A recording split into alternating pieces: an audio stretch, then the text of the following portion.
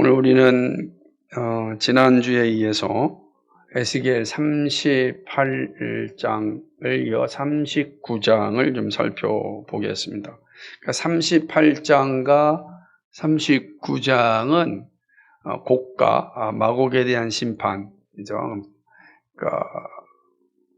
그래서 같은 내용을 담고 있지만 38장이 서론격이라면 39장이 결론격 이렇게 되어 있는 말씀입니다. 다시 말한다면 38장에서는 곡에 대한 하나님의 심판을 말씀하시고 39장에는 그 심판의 결과가 어떻게 되었는지를 보여주는 것이 바로 이 본 말씀인 것입니다. 그래서 39장에서는 곡이 하나님으로부터 심판을 받은 결과 어떻게 되었는가라는 장면과 그리고 이스라엘의 회복에 대한 그런 가르침을 주고 있습니다. 곡에 심판받은 날은 곡에게는 끔찍한 날이죠. 그러나 하나님에게는 그날이 가장 영광스러운 날입니다. 왜냐하면 모든 죄가 이제 사라지고 거룩하고 정결함을 되찾은 날이기 때문에 그렇습니다. 그래서 이 날은 심판의 날인 동시에 영광의 날이 됩니다. 멸망의 날인 동시에 회복의 날이다라고 할 수가 있습니다. 그러므로 곡의 심판과 이스라엘의 회복은 이스라엘 백성은 물론 우리에게도 아주 중요한 말씀입니다. 에스겔 선지자는 70년 뒤 귀환할 이스라엘의 이야기를 하다가 갑자기 종말에 대한 예언을 합니다. 여러분, 이게 36장까지는 이제 이스라엘 백성들이 이제 귀환하여서 어떻게 될 것인지에 대한 중심적인 이야기를 합니다. 물론 그것도 다 구속사적 관점에서 종말을 향한 예언이지만 그러나 70년 후에 포로에서 돌아올 그 이스라엘 백성들에 대한 모습을 중점적으로 이야기하였습니다. 그런데 38장과 39장에 와서는 그러니까 70년이 지나서 다시 이스라엘로 회복한 후에 일어날 이야기가 중심이 아니라 그리스도의 오심, 다시 말하는 종말의 시대를 예언하는 말씀으로 가득 찹니다. 왜 에스겔 선지자는 종말에 관한 말씀을 하는 것일까? 우리가 성경을 읽다 보면 이런 질문을 얼마든지 던질 수가 있습니다. 그러나 기억해야 하는 것 가운데 하나가 무엇이냐면 구약 성경은 오실 그리스도를 예비하는 말씀이라는 사실입니다. 그러므로 사실은 구약 성경 어디를 보아도 오실 그리스도를 준비하는 말씀입니다. 그러니까 이게 뭐 특별한 건 아닙니다. 다만 에스겔 선지자의 말씀은 오실 그리스도를 예비하는 것이 아니라 다시 오실 예수 그리스도, 다시 말하면 오신 그리스도와 다시 오실 초림하신 예수님과 재림하신 예수님 그 사이에 있을 그 일들에 대하여서 예언하였다라는 것이 이제 좀 특징적인 말씀이라고 할 수가 있습니다. 그러므로 그리스도의 오심을 통하여 일어날 일에 대한 예언은 이스라엘 백성에게도 매우 중요합니다. 왜냐하면 이스라엘 백성들이 70년이 차서 귀환합니다. 그러나 귀환한 사람들 가운데 얼마나 오래 살겠습니까? 그래서 많은 사람들이 이스라엘 귀환한 후에도 또 죽음을 당하게 될 것입니다. 그렇다고 한다면 한번 생각해 보십시오. 내가 소망하는 것이 예루살렘으로 돌아가는 일입니다. 근데 예루살렘 돌아가서 죽었습니다. 그럼 좀 허망하지 하다고 볼지 않겠습니까? 그러니까 뭔가 좀 삶을 좀 누리고 살아야 되는데 가서 얼마 있지 않아서 사실은 그냥 또 생을 마감해야 될 때 허망감이 분명히 찾아올 수 있습니다. 에스겔 선지자는 이 사실을 바라보고 있는 겁니다. 그러면서 이야기합니다. 우리의 삶이 결코 허망하지 않다라고 하는 사실을 이제 알려주고 싶었던 것이죠. 그래서 종말에 대한 이야기를 말씀합니다. 그래서 종말에 대한 이야기를 이야기하다 보면 그러면 이제 지금 70년 이후부터 주님이 말씀하신 하나님의 나라가 완전히 성취되는 그날까지의 우리의 삶이라는 것은 그럼 해피한 삶인가? 행복한 삶인가? 그건 아니죠. 절대 그러지 않습니다. 그래서 에스겔 선지자는 분명 우리에게는 70년이 지나 우리는 고국으로 돌아갈 것이고, 그러나 고국으로 돌아갔다고 해서 거기에서 우리의 삶이 고난도 없고 또 어려움도 없고 질병도 없고 그렇게 행복한 삶을 살 것이다. 이게 전하지 않는 겁니다. 비록 우리가 귀환한다 할지라도 여전히 우리가 가지고 있는 어려움이 있고 아픔도 있고 슬픔도 있고 고통도 있고 괴로움이 있을 것이라는 거예요. 하지만 우리에게는 그것이 다 끝이 아니라 그 어려움과 그 고난 너머에 주어지는 하나님께서 예비하시는 영광스러운 날이 있다. 그것은 이미 끊임없이 선지자들이 말씀하였던 오실 메시아를 통하여 이루어질 그 영광의 날, 그 나라가 우리 앞에 있다라고 하는 겁니다. 그러니까 그 나라를 바라보면서 오늘 이 시간을 살아야 한다라고 하는 것입니다. 이것이 이스라엘 백성들에게 주신 말씀이죠. 그런데 그 말씀을 잘 생각해 보면 지금 오늘 우리 역시 에스겔이 이스라엘 백성들에게 주었던 그 말씀은 긴 역사의 한 과정 가운데 우리에게도 동일하게 주어지는 겁니다. 우리는 오신 예수님을 맞이하였지만 아직 오시겠다고 다시 오실 예수님을 기다리며 살아가는 사람들, 이 삶, 초림하심과 재림하심 사이에 살아가는 우리들의 삶은 어떠해야 될 것인가? 그죠? 우리는 오신 예수님 때문에 다시 오실 예수님이 분명하게 기다리고 있어서 구약의 에스겔이 말씀을 전하였던 구약 백성들보다는 좀 더 선명한 시대의 모습을 살고 있지만 그러나 살아가는 삶의 모습은 똑같다는 거야. 이스라엘 백성들이 살아가는 삶이나 오늘 우리가 살아가야 할 삶이나 같다. 그래서 구약 성경이 여전히 우리에게 의미가 있고 중요한 것이고 단지 그냥 구약 백성 유대인들에게만 준 것이 아니라 오늘 우리에게 준 것이다. 그래서 우리는 구약 성경에서 보여주신 그 말씀이 오늘 살아가는 우리들에게도 동일하게 적용되는 말씀이다 라고 하는 사실이죠. 그러니까 이 말씀 오늘 이스라엘 백성들에 주었지만 그러나 역사의 삶과 과정은 지금 이 시간 오늘 살아가는 우리들에게도 같다, 똑같다라고 하는 거죠. 그래서 이제 이런 생각을 가지면 이제 본문에서 나타나시는 하나님과 그리고 이스라엘 백성들과의 관계에서 나타나는 그 모습들은 옛날 이야기가 아니라 지금도 현재 진행 중인 이야기다 라는 사실을 알 수가 있는 것입니다. 그런 생각을 가지고 오늘 이 39장을 우리가 살펴보면 말씀을 이렇게 살펴볼 때 그런 의미구나 라고 이해가 될 것입니다. 에스겔 39장은 심판받은 곡의 모습과 회복된 이스라엘의 모습을 통하여서 드러난 하나님의 나라를 말씀합니다. 하나님 나라가 완성하기 전에 곡의 침입이 있습니다. 그러나 곡은 성공하지 못합니다. 잠시 성공하는 것 같지만 마침내 심판의 자리에 떨어집니다.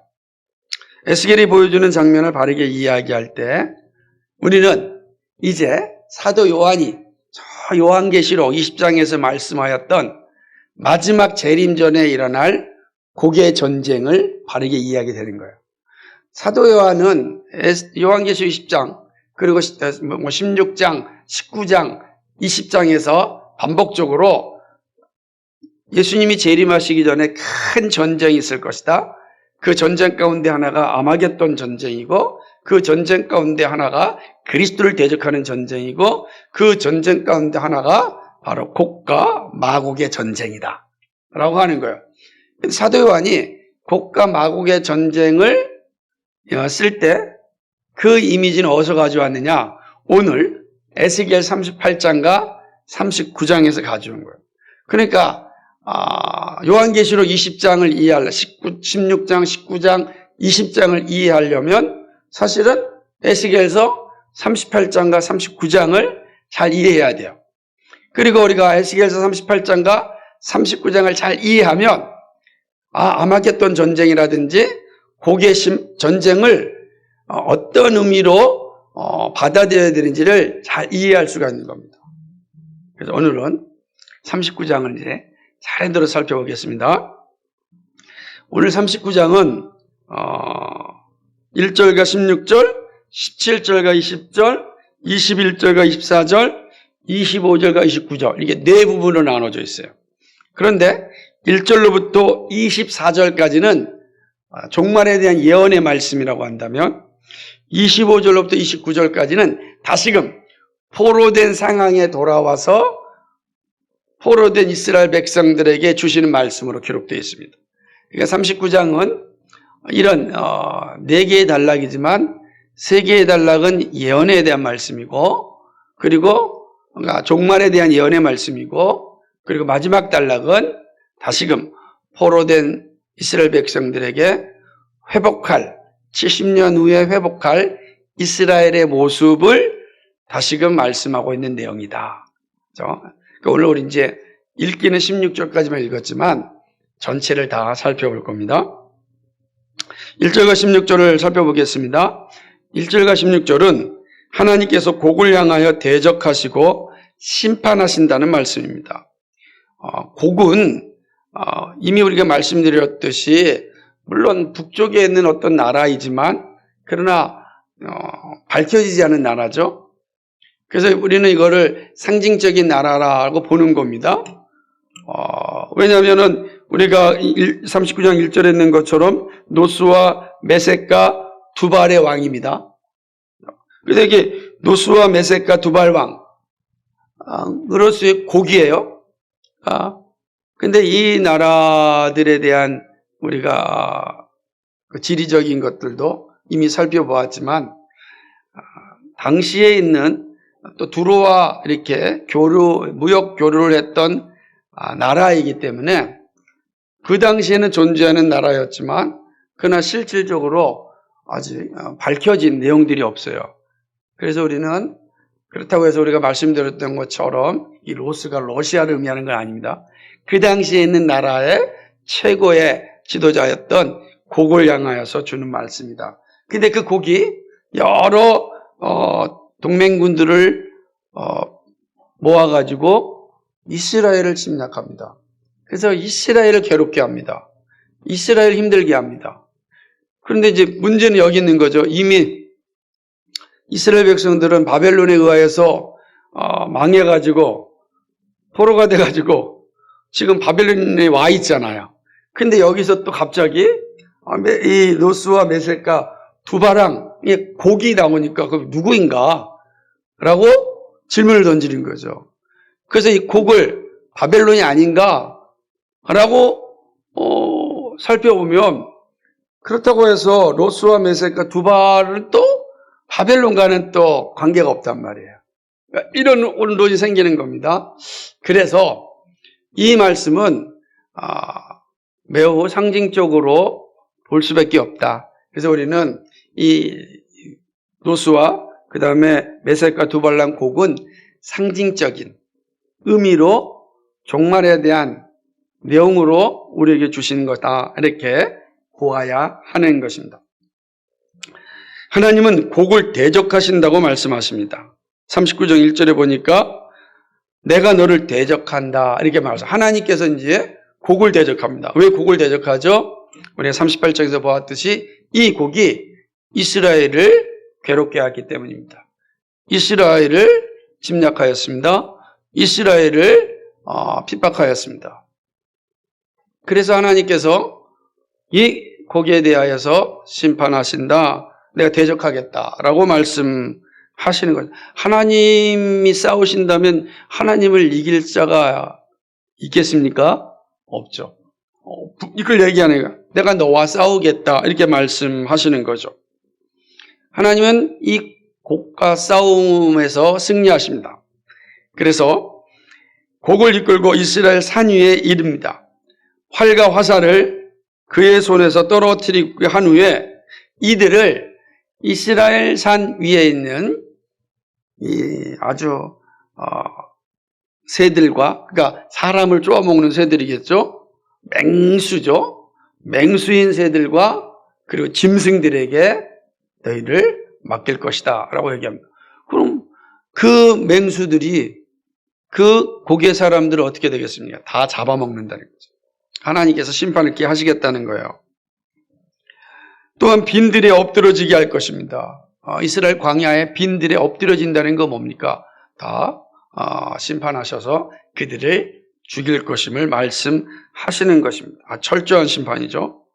그런데 이 심판이 고객에만 이르지 않습니다. 6절을 보게 되면 하나님은 심판의 불로 마곡과 섬에 내릴 것이라고 이야기합니다. 동맹군들이죠.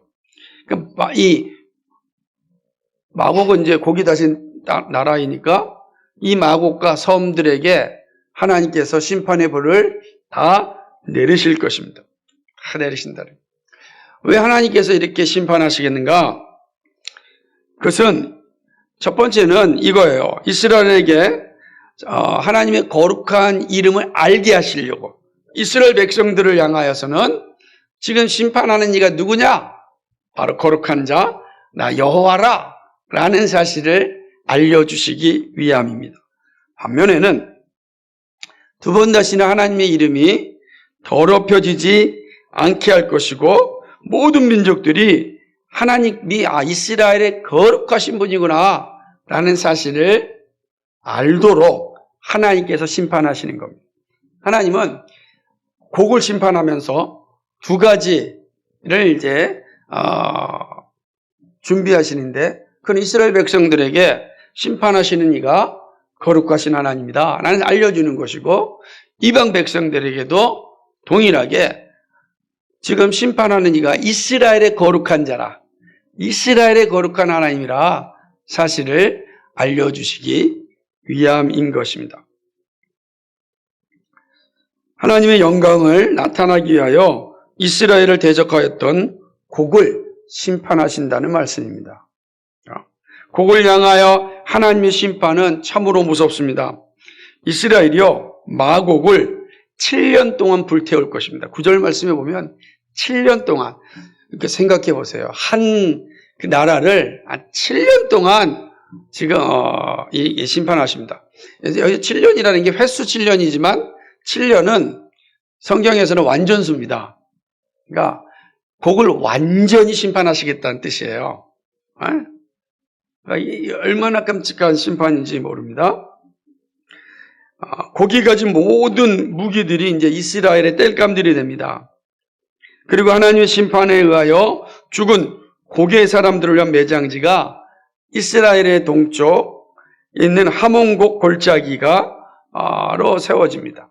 이 하몬곡 골짜기가 어디냐? 이 하몬곡이라는 게 이제 곡의 물이 혹은 요란스러운 어떤 그런 의미를 가지고 있는데 여기는 보통 이 이스라엘에 가게 되면 무깃도가 있습니다. 무깃도.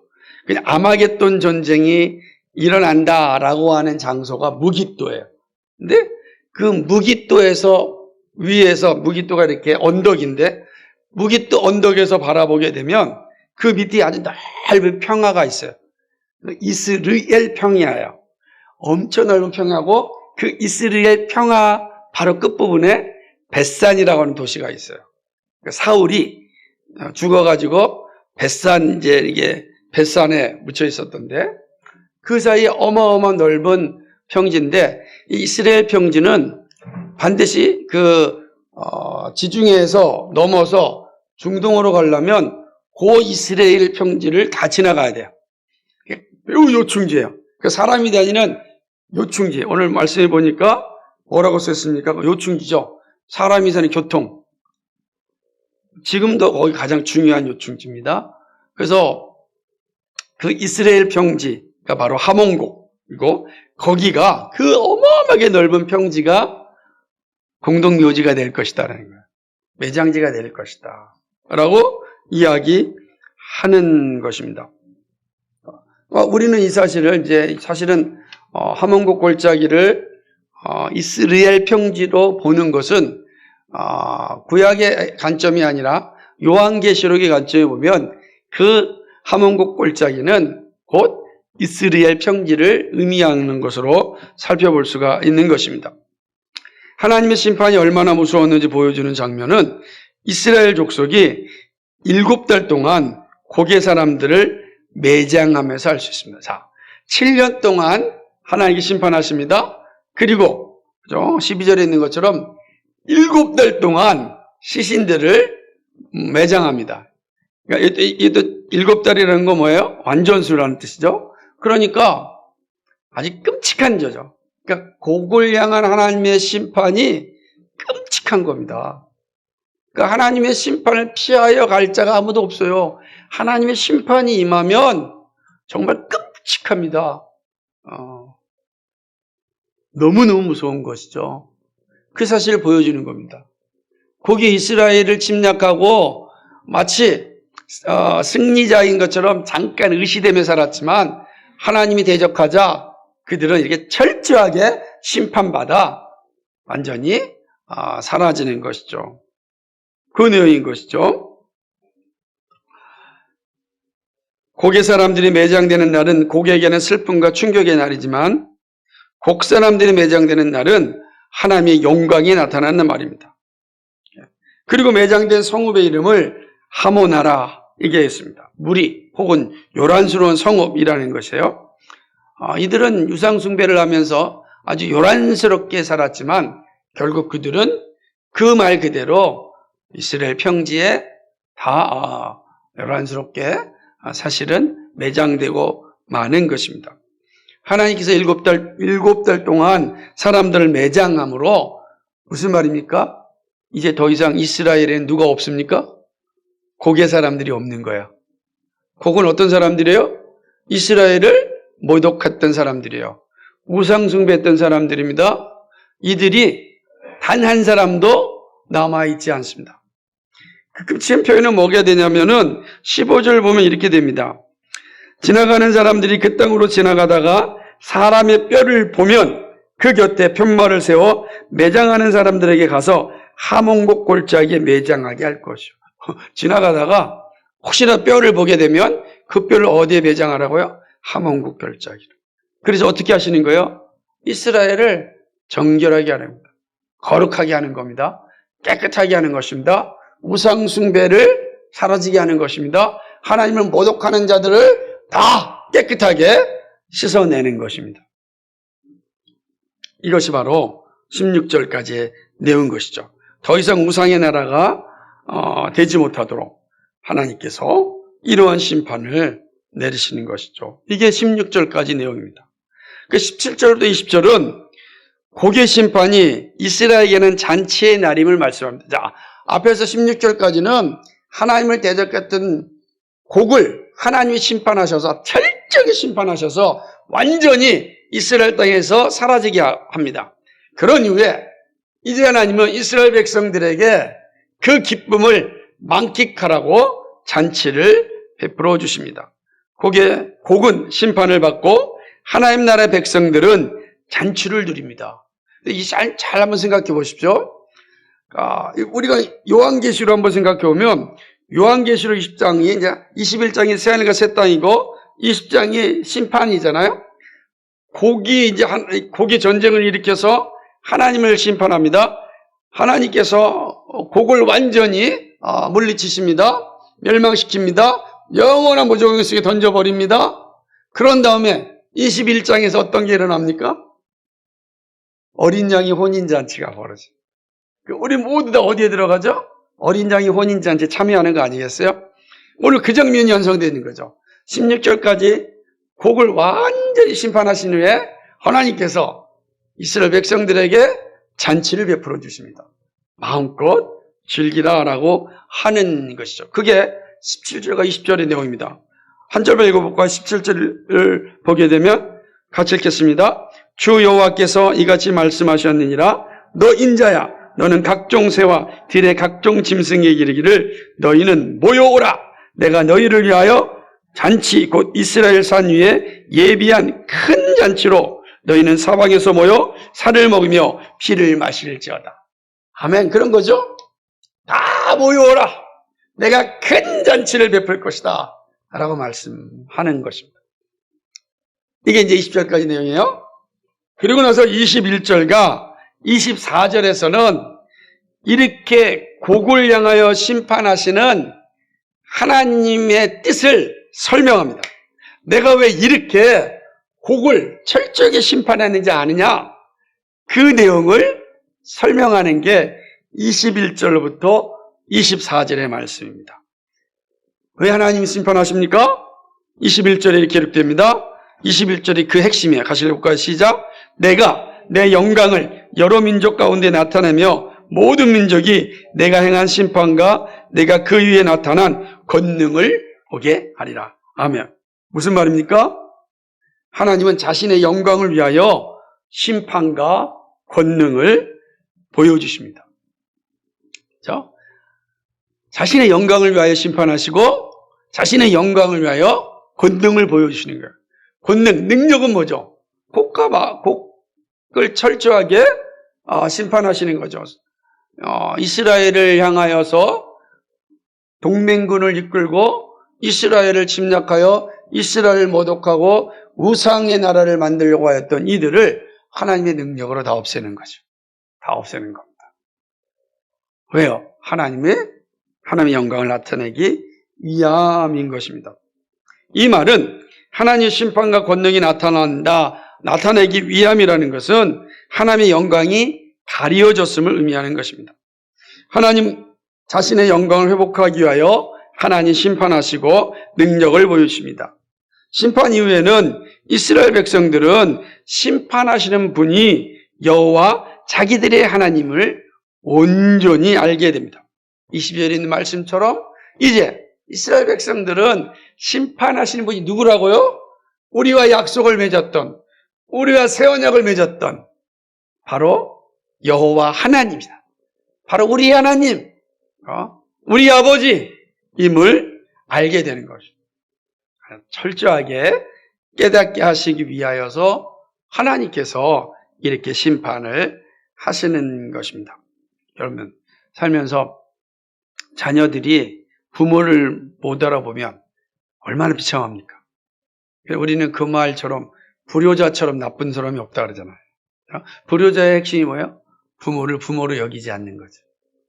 얼마나 나쁜 거니까? 그러니까 이스라엘이 하나님한테 어떤 존재였다는 거예요? 불효자였다는 거예요. 하나님께서 이스라엘을 택하여 자기 민족, 자기 백성 삼아줬는데 이스라엘이 한 일이 뭡니까? 우상 숭배하고 아버지를 모독하는 일을 한 거 아니에요. 그러니까 우리의 표현대로 얘기한다면 이 이스라엘은 하나님 앞에 철저한 불효자였다고요. 근데 하나님께서 그들로 하여금 다시금 정신 차려서 효자되게 만드신 거예요. 내가 너희를 택하여 불렀나니 너는 내 백성이지 않냐, 내 자녀이지 않느냐, 너는 내 것이다, 잊지 말아라 라는 사실을 알려주심인 것입니다. 또한 열방을 향하여서는 이스라엘이 범죄로 인하여 하나님의 심판을 받았음을 알려줍니다. 자, 왜 이런 말씀 하시냐면은 이게 23절과 24절인데 이렇게 되는 거예요. 이 열방에 있는 사람, 이방에 있는 사람들은 이스라엘 백성들이 섬기는 하나님, 그 하나님 거룩하고 정말 위대하시고 창조주이시고 전능하시고 정말로 위대한 왕이라고 하였는데, 위대한 신이라고 하였는데 이스라엘 백성들 어떻게 됐어요? 나라가 망하고 포로가 되어지고 형편없이 흩어져 살아가게 되는 겁니다. 그럼 옆에서 보면 어떻게 되겠어요? 야, 너희가 믿는 하나님이 전능하신 하나님이라며. 너희가 따르는 하나님이 위대한 창조주라며. 근데 네 모습이 뭐냐? 그럴 때 할 말이 없죠. 우리 하나님 창조주고 전능하신 하나님이야. 나는 그 하나님을 믿고 살아간다. 라고 하였는데, 보이는 것은 이스라엘 백성이 나라가 망하였고, 뿔뿔이 흩어져서 살아가고, 천대받고 있고, 그래서 살아가는 겁니다. 그러니 이방 사람들이 뭐라 그랬습니까? 하나님을 모독하는 거죠. 하나님을 조롱하는 거죠. 별 볼이 없다, 네 하나님. 별 볼 일 없다. 무시하는 겁니다. 그렇지 않겠습니까? 당신이 정말로 전능한 하나님이라면 어떻게 자기 백성들을 저렇게 내버릴 수 있냐라고 말하지 않겠습니까? 두 가지 다니까. 이스라엘 백성들에게는 하나님을 조롱하고 하나님을 향하여서는 아니 당신 자녀라면서요. 자녀를 어떻게 저렇게 내팽개칩니까? 별 볼 일 없는 분이네. 이렇게 이야기하는 겁니다. 하나님께서 말씀하십니다. 하나님께서 내가 이스라엘 백성들을 흩은 거는 저들이 범한 죄를 깨닫게 하고 다시금 거룩한 백성으로 삼기 위한 채찍이다. 이렇게 말씀하시는 거예요. 그 내용인 것입니다. 무능한 신이라고 하는 이들에게 하나님께서 말씀하시기를 자신의 거룩함을 위하여 이스라엘을 심판한 것입니다. 이스라엘 백성들은 거룩한 자녀가 되어야 되고, 왜? 아버지가 거룩하니까 자녀도 거룩해야 돼. 내가 거룩하니 너희도 거룩하라. 이게 하나님의 뜻인데 이스라엘 백성들이 거룩함을 상실한 겁니다. 우상 숭배하는 겁니다. 그래서 하나님께서 이스라엘 백성들의 채찍을 드는 거예요. 그래서 다시금 거룩한 자로 회복시키기 위하여서 하나님께 심판한 거지 내가 무능해서 그런 것이 아니야.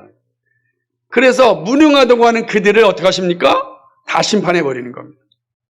자, 잘 보세요. 곡은 지상에서 사라졌습니다. 이스라엘 백성들은요. 흩어졌지만 다시금 하나님이 자녀로 모으십니다. 차이가 여기 있는 거예요. 무능하다고 말하는 자들은 지상에서 사라졌습니다. 그리고 하나님은 자기 자녀를 심판하시고 자기 자녀를 채찍질을 하여 열국에 흩으셨지만 그들을 다시금 자녀로 부르십니다.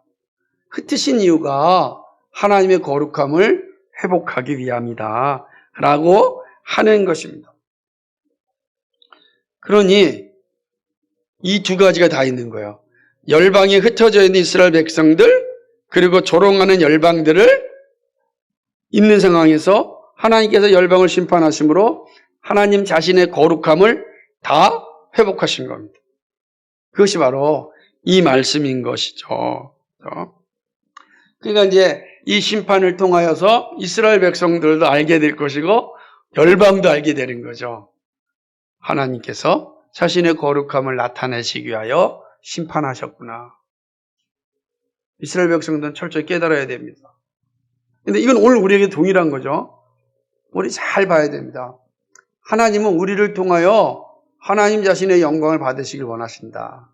하나님이 하나님 자신의 영광이 가려지면 하나님이 자신의 영광을 회복하기 위하여 심판하신다. 그러나 그 심판은 믿지 않는 자에게는 영원한 형벌이 되지만 믿는 자에게는 회개의 자리로 인도하시는 하나님의 은혜이다. 이 사실을 말씀하는 겁니다. 그리고 나서 이제 25절과 29절은 먼 미래의 내용이 아니라 다시금 포로 상태에 있는 이스라엘 백성들을 향하여서 70년 후에 다시 회복될 그 날을 가르쳐 주십니다. 되게 중요한 거죠. 한번 볼까요? 25절에 그렇게 나와 있습니다. 같이 읽겠습니다. 시작. 그러므로 주 여호와께서 이같이 말씀하셨느니라. 내가 이제 내 거룩한 이름을 위하여 열심을 내어 야곱의 사로잡힌 자를 돌아오게 하며 이스라엘 온 족속에게 사랑을 베풀지라. 아멘. 다시 돌아오게 한다는 건 뭐예요? 지금 바벨론 포로 상태에 있잖아요. 바벨론 포로 상태에 있는 이스라엘 백성들을 다시금 본래의 땅, 이스라엘 땅으로 돌아오게 할 것이다 라고 이제 말씀하신 내용이에요. 그러니까 24절까지는 종말에 대한 이야기를 하다가 다시 25절에 와서 이제 이스라엘 백성들, 현재 포로로 살고 있는 이스라엘 백성들을 향하여서 말씀을 주시는 것입니다. 범죄한 이스라엘 백성을 돌아오게 하고 사랑을 베풀어 주십니다. 이스라엘 백성들은 평안롭게 거주하고 그리고 자신의 죄에 대하여 철저하게 회개합니다. 한 사람도 이방 땅에 거하지 않도록 고국으로 돌아오게 할 것을 약속하십니다. 28절이에요. 한 사람도 이방 땅에 있지 않을 것이다. 내가 다 고국으로 돌아오게 할 것이다. 자, 보세요. 이 한 사람도 이방 땅에 거하지 않는다 할 때는 모든 사람이 지금 바벨론에 가 있습니까? 아니잖아요. 아시리아, 시리아, 그 다음에 이집트, 바벨론, 나중에 바사, 온 지역으로 다 흩어져 있다고요. 나라가 망해서 다 흩어진 거예요. 열방 가운데 흩어져 있어요. 그 하나님께 뭐를 약속하십니까? 내가 저들을 다 데려올 것이다. 한 사람도 이방 땅에 있지 않고 다 모을 것이다. 라고 약속하는 것입니다. 그 증거로 하나님의 영이 이스라엘 족속에게 임할 것임을 말씀합니다.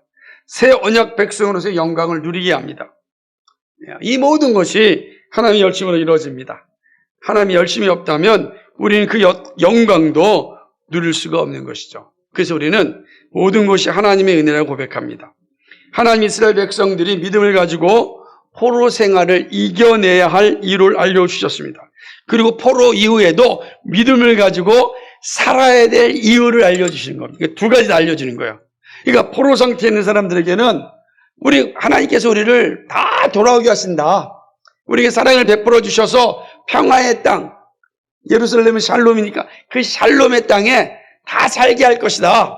그러니까 지금 포로 상태에서 힘들지만 믿음을 가지고 이겨야 된다.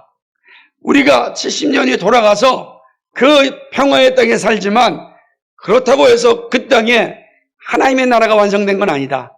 돌아간다 할지라도 여전히 어렵고 힘들고 고난이 있지만 그러나 우리에게는 약속된 새하늘과 새 땅이 있다. 그러므로 그 새하늘과 새 땅을 바라보면서 믿음의 생활을 해야 한다. 이것이 주신 말씀이에요.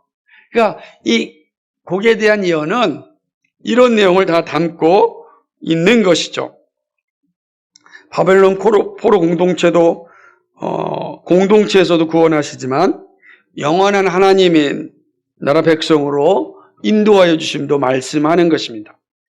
곡의 심판에 대하여 사도 요한은 하나님 나라가 완성되기 전에 있을 환난과 하나님의 심판을 말씀하실 때 인용합니다. 이미 에스겔 선지자를 통하여 예언하여 주신 말씀을 통하여 교회 시대의 믿음으로 살아가야 할 성도들이 내 삶이 어떠해야 하는지를 알려주시는 것입니다. 무슨 말입니까? 종말의 시대에 그리스도를 대적하는 이들이 일어날 것입니다. 오늘 우리 시대에 지금 교회를 대적하고 그리스도를 대적하고 하나님을 지금 대적하는 자들이 얼마나 많이 있습니까? 보세요. 열방을 보십시오. 하나님을 대적하면서 성경의 가르침과 반대되는 일들이 꾸준히 일어나고 있습니다. 은혜라는 겁니다. 아마겟돈 전쟁과 같이 대적자들이 지금 발악을 합니다. 하지만 이들의 발악, 이들의 무시, 이들의 조롱은 성공하지 않습니다. 실패합니다. 에스겔 선지자가 말씀하듯이 하나님이 대적하시기 때문에 그렇습니다. 그렇죠? 하나님이 나와서 싸우시기 때문에 그렇습니다. 그러므로 하나님을 이길 자가 없습니다. 우리가 사는 세상을 보게 되면 불신자들이 또는 적그리스도가 횡행하면서 교회를 무시하고 그리고 진리가 주는 그 영광을 허무는 일들을 하고 있습니다. 그들이 마치 주인공인 것처럼 이 세상을 살아갑니다. 하나님이 저들을 대적하십니다. 그리고 곡이 처절한 심판의 자리에 이르듯이 하나님을 대적하는 자들, 하나님이 대적한 자들 동일하게 이 심판의 자리에 이르게 될 것입니다. 그 이유는 똑같습니다. 하나님 이름이 거룩함을 입기 위함입니다. 에스겔 시대도 마찬가지고 오늘 우리도 마찬가지입니다. 하나님의 이름이 거룩함을 얻기 위하여 하나님은 일하시는 겁니다. 지금 하나님은 우리를 통하여 그 일을 하십니다. 그러나 최후의 발악이 일어날 때 하나님 직접 심판하실 겁니다. 그 사실을 말씀하는 것이죠. 영적인 대적자들이 일어난다 해도 마침내 그들은 영원한 심판에 떨어집니다. 이것이 종말을 살아가는 우리들에게 확실한 약속인 것입니다.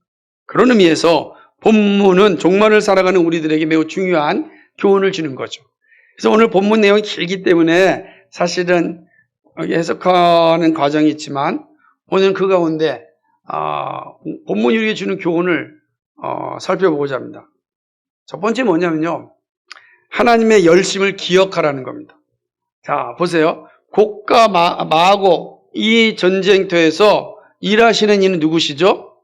하나님이십니다. 하나님이십니다. 하나님의 열심이 그 일을 하는 것이죠. 사람이 이 일을 감당할 수가 없습니다. 하나님의 이 일을 감당하십니다. 하나님의 열심이 결국은 고가의 전쟁에서 이기게 합니다. 그래서 우리가 하나님의 은혜라고 고백하는 거예요. 하나님의 열심을 기억해야 돼요. 그럼 지금도 하나님은 우리를 위하여 일하시는 거죠. 하나님의 열심 한 번도 쉬신 적이 없어요. 그러니까 이 종말의 때를 살아가고 교회의 시대를 살아갈 때 하나님의 손이 우리를 떠나서 멈춘 적이 없습니다. 우리 안에 쏟으신 성령께서는 늘 함께 하십니다. 이 사실이 너무 중요한 거야. 오늘 이 말씀을 우리에게 주는 것을 보세요. 곡과 싸운 거 하나님이 싸우십니다. 곡을 심판하신 하나님이 싸우십니다. 잔치를 베풀어 주신 것도 하나님이 하십니다. 다시금 회복의 날에 이르게 하는 것도 하나님이 하십니다. 25절을 보면 하나님께서 이스라엘 온 족속에게 내가 사랑을 베풀겠다고 이야기하십니다. 모든 것이 하나님의 열심입니다. 그러니까 하나님의 열심이 우리 가운데 있기 때문에 우리의 눈에 이 세상이 그리고 이 적그리스도가 마치 승리하는 것처럼 보이지만 그들은 하나님의 손에 하나님의 열심에 의하여 다 심판받을 겁니다. 그럼 그 사실이 우리에게 어떤 의미를 줍니까? 우리는 뭘 의지하며 살아가면 돼요? 하나님의 은혜를 의지하며 살아가면 되는 겁니다. 나의 나 된 것이 하나님의 은혜임을 고백하고 늘 하나님의 은혜를 의지하고 살아가는 거예요. 그것이 우리가 하는 일입니다. 하나님께서 우리에게 이런 놀라운 약속을 다 보여주신 것은 내가 열심히 일하고 있다는 사실입니다. 우리는 그 열심히 일하시는 하나님의 손을 붙잡고 있기만 하면 되는 것이죠. 하나님의 열심이 멈춘 적이 없다. 참 감사한 일이죠. 대표적인 한번 생각해 보세요. 우리가 성경을 잘 보면은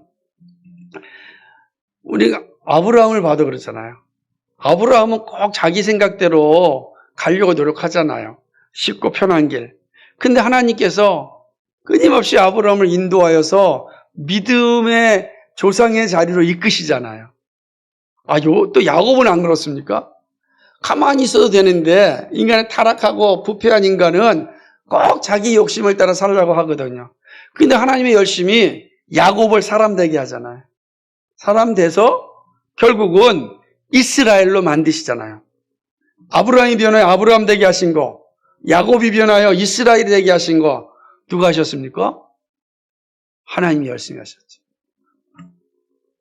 그렇게 예수 믿는 사람을 핍박하고 교회를 무시하고 믿음의 사람들을 순교의 자리로 이끌었던 그 바울이 변하여 순교자가 되지 않습니까?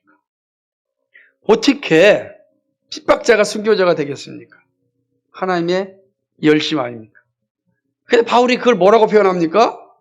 나의 나 된 것은 하나님의 은혜라. 핍박자인 내가 말씀을 전하는 사도가 된 것은 하나님의 은혜라 고백하는 거예요. 그래서 하나님의 은혜, 하나님의 열심이 여전히 작동하고 있는 거죠. 우리가 하나님 나라를 소망하면서 오늘도 믿음의 길을 갈 수 있는 힘의 근원이 어디 있는가? 하나님의 열심이, 하나님의 은혜가 우리와 함께하고 있다는 사실입니다. 그러니까 우리는 그 은혜를 부여잡고 살아가는 거예요. 그 은혜를 붙잡고 수없이 다가오는 많은 시험과 고난과 또는 무시함 가운데도 담대하게 나가고 저들의 마지막에 당할 심판을 바라보면서 오늘 우리의 믿음의 길을 걸어가는 것입니다. 사랑하는 여러분, 하나님의 은혜가 우리와 함께합니다. 그러면 여러분 가운데 어떤 어려움이나 힘듦이 있다 할지라도 절대 절망하지 마십시오. 사람들이 어떤 조롱소리가 있다 할지라도 여러분 주눅들지 마십시오. 하나님이 열심히 그들을 심판할 것이고 하나님이 열심히 우리를 인도하실 것이고 하나님의 열심이 하나님의 이름을 거룩하게 높일 것입니다. 그 영광의 자리에 이르기까지 우리 끊임없이 믿음의 길을 감당하기를 주님의 이름으로 간절히 축복합니다.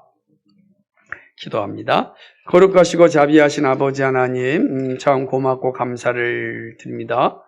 오늘 하나님의 말씀 가운데 설 수 있도록 인도해 주신 것 감사합니다. 이스라엘을 모독하였던, 하나님을 무시하였던, 그래서 마치 자신들이 하나님 위에 있는 것처럼 교만 떨었던 곡은 하나님의 완전한 심판 가운데 떨어지게 됩니다. 그대로 완전히 지상에서 사라집니다. 하나님은 자신을 모독하던 이들을 철저하게 심판하셨고 그곳에 하나님의 거룩함을 회복시키셨습니다. 오늘도 마찬가지입니다. 이 교회 시대는 종말의 시대입니다. 에스겔 선지자가 예언하였던 그 시대를 오늘 우리는 살아가고 있습니다. 곳곳에서 하나님을 무시하는 행동들이 일어납니다. 하나님의 법을 어기는 일들이 나타납니다. 교회를 조롱하는 일들이 일어나고 있습니다. 점점 교회가 사라지고 있기도 합니다. 하나님 아버지, 이러한 시대에 우리를 불러주셨습니다. 하나님, 이 시대에 살아간다는 거, 믿음을 가지고 간다는 거 쉽지 않습니다. 그러나 오늘 주신 말씀을 다시금 기억합니다. 하나님의 약속의 말씀을 부여잡고 하나님이 여전히 일하시고 있다는 사실, 하나님의 은혜가 여전히 우리 가운데 임하고 있다는 사실을 기억하면서 믿음의 길을 가고자 합니다. 하나님 도와주시옵소서. 믿음의 경주를 완주할 수 있도록 인도해 주옵소서. 하나님 나라를 완성하는 일에 우리의 남은 세계가 온전히 쓰여질 수 있도록 도와주옵소서. 하나님, 그리하여 하나님의 이름을 높이고 하나님의 영광이 나타날 수 있는 우리의 삶, 우리 교회가 되게 하여 주옵소서.